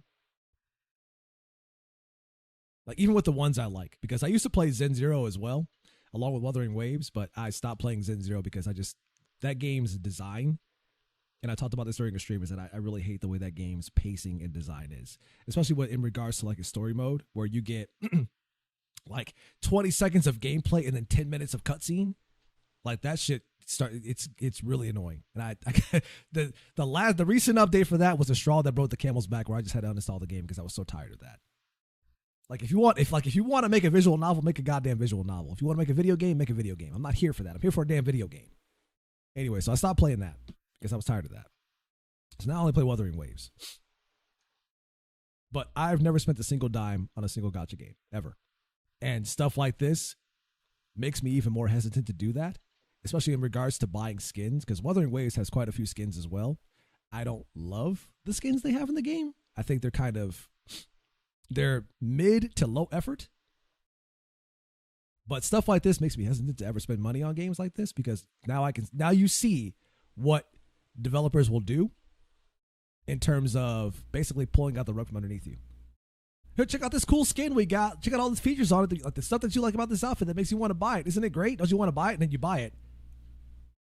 And then 6 months later, it gets censored, or the features get removed. The things I like about the outfit gets removed. Like I'm good. I would rather you not do that. I'm not going to spend money on shit like that. That's slimy. That's very slimy.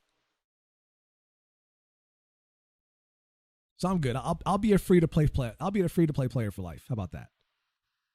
I'll be the player that most gotcha studios hate because you don't spend money on the game, you just play it. I'll continue being that, thanks. Especially when you pull shit like this. But this goes into a broader topic of trust. Because from what I've seen, based on a lot of arguments that people have about this game, is that this is not the first time the developers have lied about something before in regards to this game. In fact, this developer has a history of lying. So I have a list here from somebody who was in the comments on one YouTube channel that was talking about their dismay about this whole thing. Says, I have to rant, truth needs to be said. The amount of bad decisions, betrayal, and lies Brown Dust 2 developers did collaborate with Demon Slayer is extremely worrying. I'll elaborate for those who care. With this collab, Brown Dust 2 developers managed to anger Brown Dust 2 fans, anger Goblin Slayer fans, anger players who like gameplay, anger players who like fan service, anger players that hate male characters. The whole male character thing is a wild one to me. Apparently, like in the gacha community, they hate when gacha games keep adding male characters to the story. There's like a whole thing about that, and I was confused about what the big deal was about this. And I had to like I said, there's a reason why this episode was delayed till today, because I had to do really deep dives into shit like this. From what I understand, is that for a lot of gacha players to get into games like this, they want to see themselves as the male insert, like the male self insert character. In fact, it was so bad that a recent gacha game that came out called Chaos Zero Nightmare, that was also made from Korea, they got a lot of backlash from Korean fans who hated the story itself because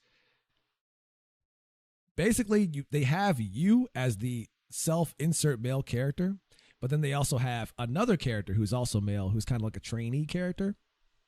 And the hilarious part is that the male trainee character kind of gets all the praise and the respect from all the other characters in the game, including the female characters.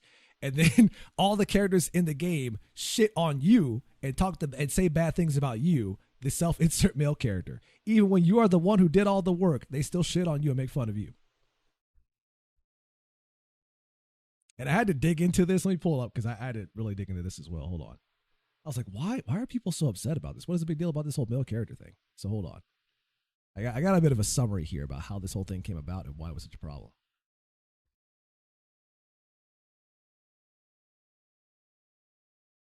Let me see if I can find that. I'm pretty sure it's in here somewhere.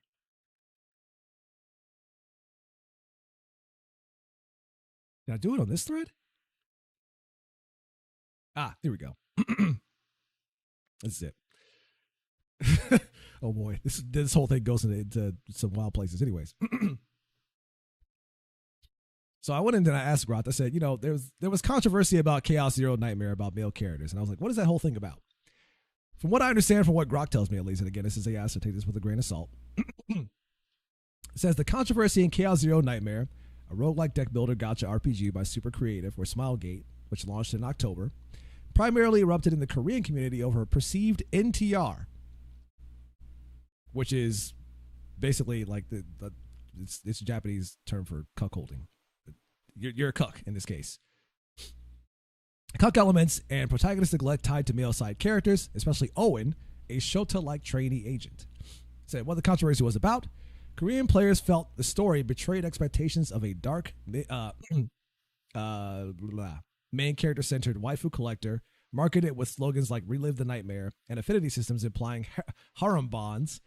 Instead, what they got was the protagonist or the captain, silent male self-insert treated as passive folding screen or love witness. He's ignored, insulted, or sidelined despite leading, for example, the females form bonds / parties, excluding him, praise Owen for the main character's achievements. So basically, the character Owen gets praised for all of your achievements. What's Owen's role? It says gets disproportionate affection concern from female characters. Key Flashpoint Chapter 4, which I think that was recent. It might be recent. I'm not too sure. But anyways, prioritizes Owen's minor arm scratch and calls the main character, which is you, weak. It says broader gripes. Story is lighter / comedic than promised with cosmic horror, with the cosmic horror, or the original writer, who quit amid politics / feminist influence rumors. Now, I thought about that and I was like, because feminism in Korea is especially bad, to the point where it is like blatant and overt misandry, where the feminists don't just carry disdain for men. They outright hate them, belittle them, and make fun of them. And I was like, that almost kind of correlates to how the main character, the self-insert, is treated in the game, where he's not praised for his achievements. He gets sidelined. They insult him. I was like, that almost seems like one-to-one to why the lead writer quit, because of the feminist influence. Again, no evidence of that whatsoever, but boy, it's Listen, they say correlation is not causation, but when there's enough dots on the graph, and you can make a line out of those dots, all I'm saying is But since then, because they received so much backlash, they had announced they were going to overhaul the entire story and fix those issues that people had. So that was a case of people of a team taking feedback and basically changing their entire game because of that. We'll see how that goes, but that's what their goal is. Unfortunately, in Brown Dust 2's case, because it's been around for a while, and the fact that it's making an okay amount of money, but not that much, is kind of telling in the direction the game will end up going. Because from what I understand is that the recent update for last month was a sharp increase of revenue for them. But I think they made like upwards of $5 billion last month in terms of revenue. Stuff like this can be a make or break for them. And if it turns out that they have month over month lower revenue than what they got in December, they might be speedrunning their way to end of service. Now, for the folks that play the game, and that's for anybody who's watching this who does play the game, assuming that you do, I have a question from an outsider looking in. Say by some miracle, they do say, you know what? You guys are right. We're going to undo all these changes and go back to what we were before. Uncensoring characters and giving you the best we can give you in terms of content, whether it be raunchy content, the male character bullshit, all that stuff. We go back on all of that. We do right by you guys. Would that be enough to bring you back to the game? Would you forgive them if they did that?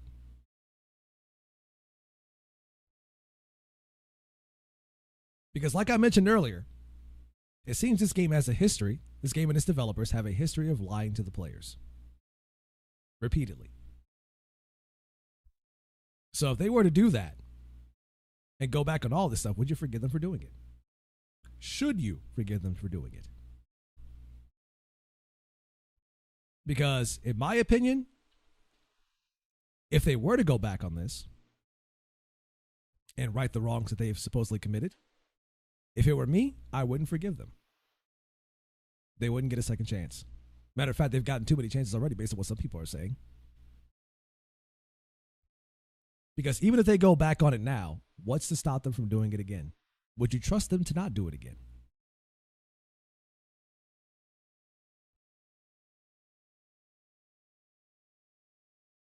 For a company that made claims that they were player first, they would rather their game die than insult and betray the players. Do you give them another chance? Should you give them another chance? Is it worth it to give them another chance? Let's say by some miracle they decide they want to undo all this stuff and they do that. Do they deserve that?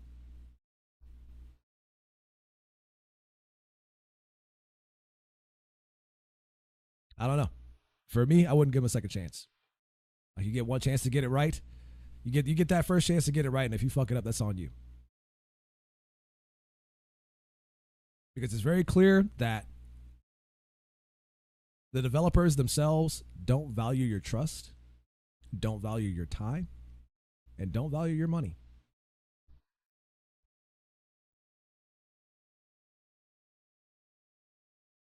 And how quick they are to fold under pressure. Especially after repeated promises that they wouldn't. I don't know about you, but I'm not quite sure if somebody like that is worth your time and your forgiveness. Sometimes it's better to let something die to maintain your integrity.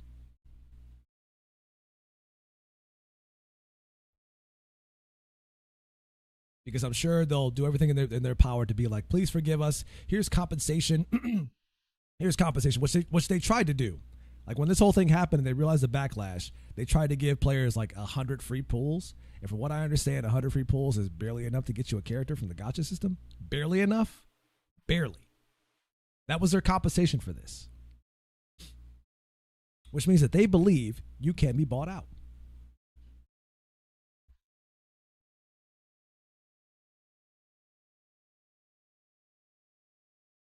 So does it make sense to sit there and let someone stab you in the back?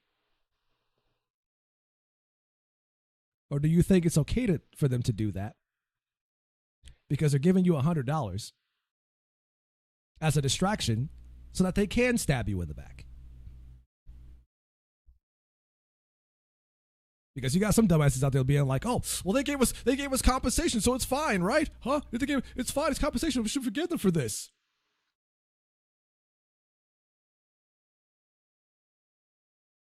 So is it okay for somebody to stab you back because they gave you $100? I'm bleeding now, but at least I got $100.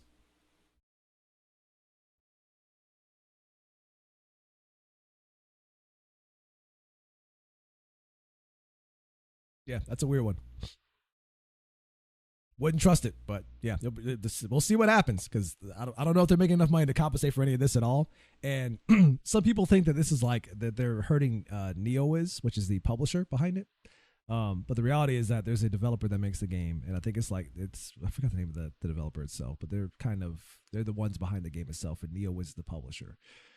The thing is that NeoWiz is like Brown Nest 2 is not the only game that NeoWiz has. For those who don't know, NeoWiz is also the publisher behind Lies of P, which was a very successful Souls-like. So I guess the question is, do they even need Brown Dust? Like, if they can keep cranking out games like Lies of P that are immensely successful, do they really need Brown Dust too?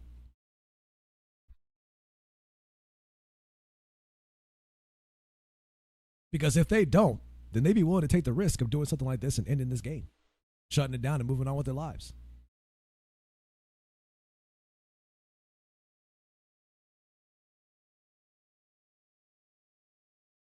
Don't ruin Lies of P. I doubt they will. I imagine that one probably brings in way too much money for them to fuck that one up. But I'm not entirely sure. Like I haven't really seen that whether or not Brown Dust 2 is their only gacha game out there that brings in like a consistent stream of revenue. Like if there is more than one game that does that, then I could see them being totally okay with letting Brown Dust 2 die. If they got a bunch of other games that bring in a consistent stream of revenue. But if not, and Brown Dust 2 isn't doing that well for them to consider, then they'll be okay with this. Censor the game. Or not, then we'll just shut it down. I don't know what to tell you. We got plenty of other projects that'll bring in money. We're working on Lies of P2 right now.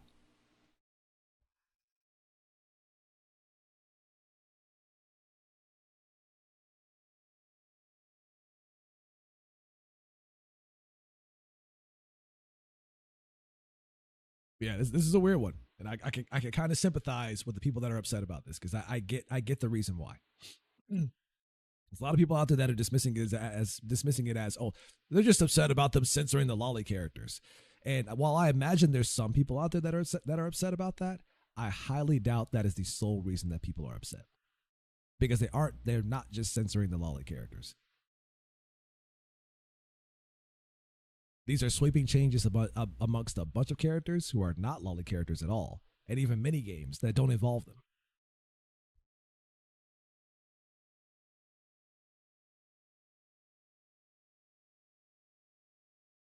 But the people that are making that kind of argument are very bad faith, and it's within your best interest to not argue with those people because their intentions are nefarious from the start.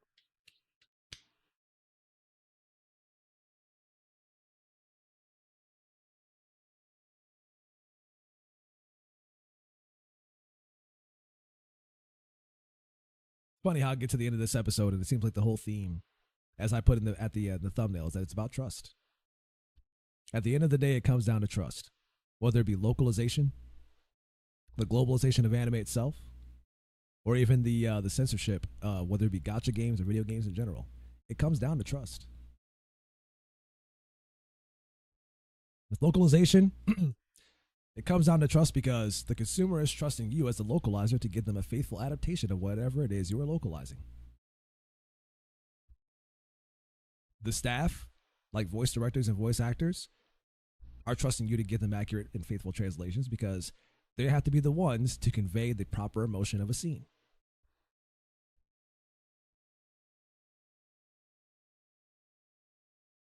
The developer of said project is trusting you to do it properly because they want you to maintain the author's intent of the story they're trying to tell.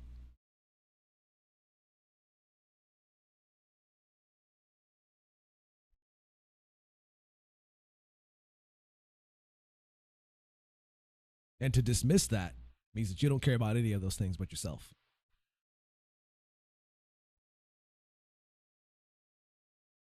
When it comes to globalization of anime, we are far removed from the past where you had to get by with trying to make something feel more Western because you believed that people didn't know any better. And to be fair, they didn't. Back in the day, anime was not that popular. Not like it is today. Today, you ask the average person about anime, they know it comes from Japan. They know it's Japanese.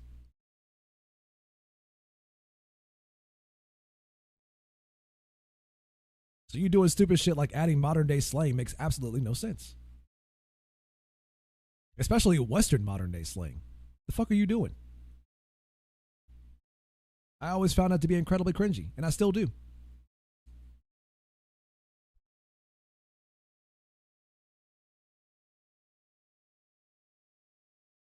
We come to anime because it's not from the West. We enjoy anime because it's not from the West. We enjoy anime because it's from Japan. People love Japan. It's very clear they love Japan because over the past 5 years, there has been a sharp increase of tourists in Japan.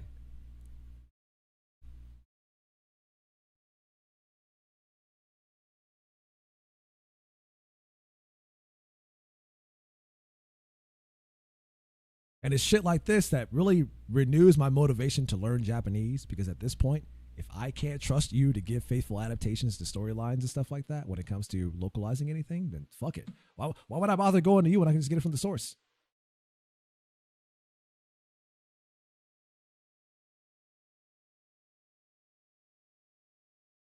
I don't need you to adapt anime for a Western audience. I need anime to be anime. I need it to be Japanese. That's the interesting part about it. That's what people love about it.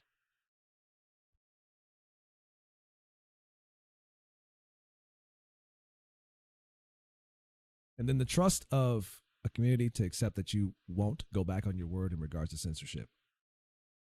Whether it be Brown Dust 2, whether it be One Punch Man,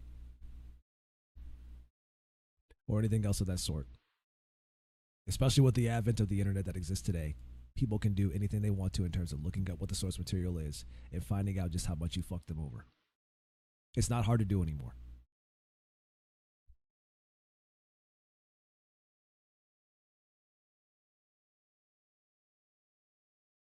The unfortunate part is that I don't see this getting any better. I see it getting a lot worse because the people that have their hands on the levers of stuff like this are the ones that control it all.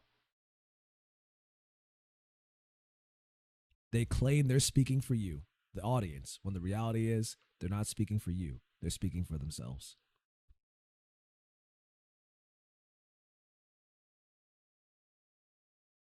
They claim they're doing something for a modern audience, but the reality is they are the modern audience. They want to be the audience.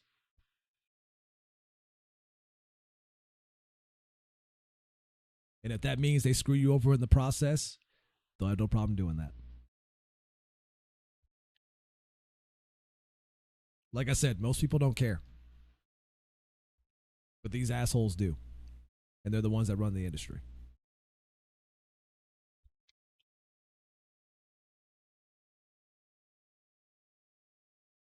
And that is why I'm fighting so hard to push back against this shit. That is why I talk about this shit on a regular basis, because there was one point in time where I also didn't care. I was also one of the normies that didn't give a shit. Just put the video games in my veins. I'll play whatever it is you got.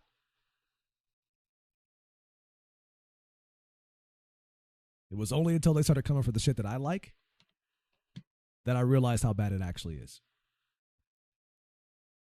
And the thing that I'm terrified of is that while there are more people waking up to it now to see the truth behind it, I am terrified of the fact that it might be too late to do anything about it. I equate to what's happening here like a cancer, where the only time you notice the symptoms is when it has metastasized over the entire body and the victim is dying.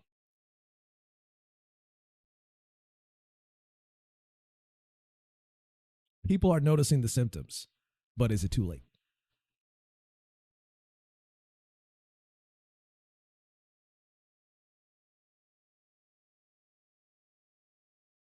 Sorry to end this on a bit of a black-pilling dour note, but unfortunately, this the way things are going and the way people continue to ignore these issues like this and write them off as not a big deal, I can't see it getting better anytime soon. I wish I had a more positive message at the end of this show, but unfortunately, I got to be real with you. I don't think there's a lot of positivity going on right now with this stuff. Expect it to get worse before it gets better. Maybe it will get better one day, but right now, from what I'm seeing, at least on my end, I don't see it getting better. Not until more people wake up and start pushing back on it. Anyways, that's all I got for now, folks. Got to wrap this bad boy up. Sorry, long in the tooth as it is, but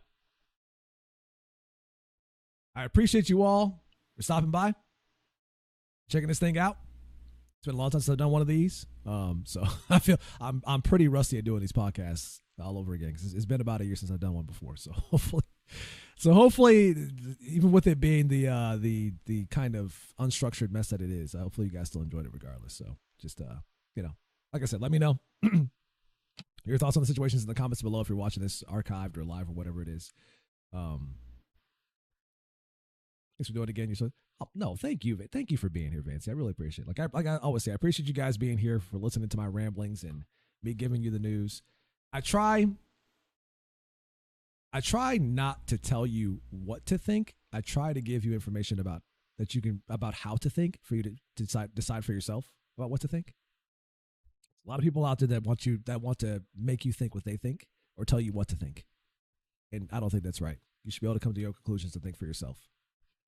That's my message. All I can do is give you information. What you do with it is up to you.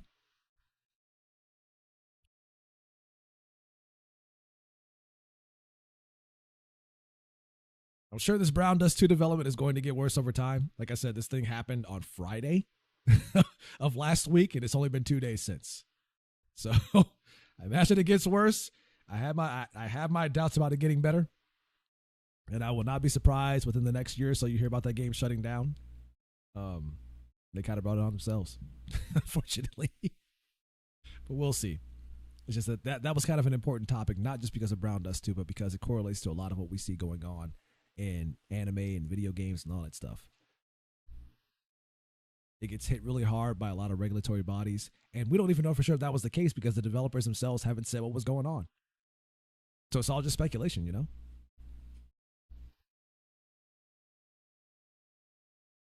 That's the worst part about it. So we'll see how that plays out. But yeah, it's just man, it's a bummer. When you think about it, it's a real bummer. It's sad. Like I consider myself guilty of not seeing this shit ahead of time and ignoring it when it was a problem. Like when the whole Gamergate thing went down, that was back in like 2014. That was around the time we were still doing the Ninja Stars Not Included podcast. And I recall that I mentioned it during an episode of that, but we never got that deep into it when talking about it. Because I wasn't that knowledgeable about what it was at the time. And I kind of regret not getting more knowledgeable about that now.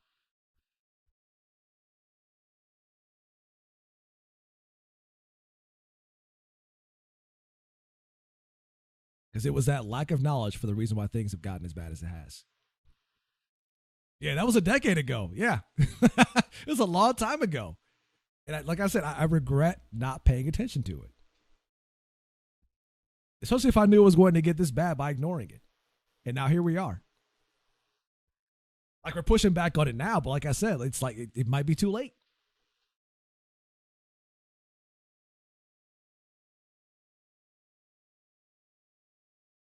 Where the only solution you have is for people to just start making their own. And that's a tall proposition because that involves a lot of money and nobody has that. The solution would be to make your own industry and nobody has the money or the time for it. That sucks. So learn about One Punch Man Season 3 feeling more than I already did, yeah. Like at first we thought it was just the animation, but it's not just the animation. It is straight up like really egregious changes that make no sense.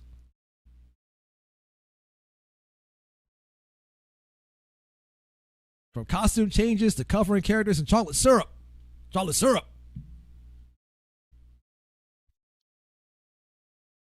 Dip me in the ice cream. Wait, no, take that back. I just thought about the character whose thighs were covered in the white shit. Never mind. Don't do that. Don't do that. I was lying.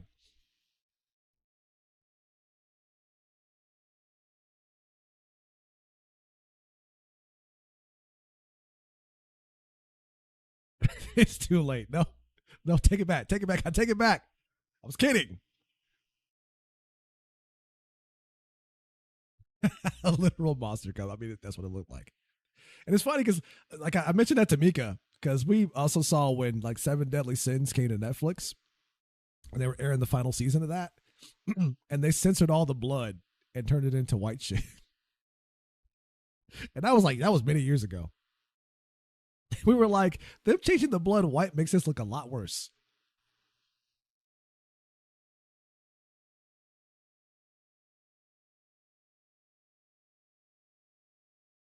Like, I don't know how somebody didn't look at that and think to themselves, this isn't a good idea, especially when it's covering the female characters.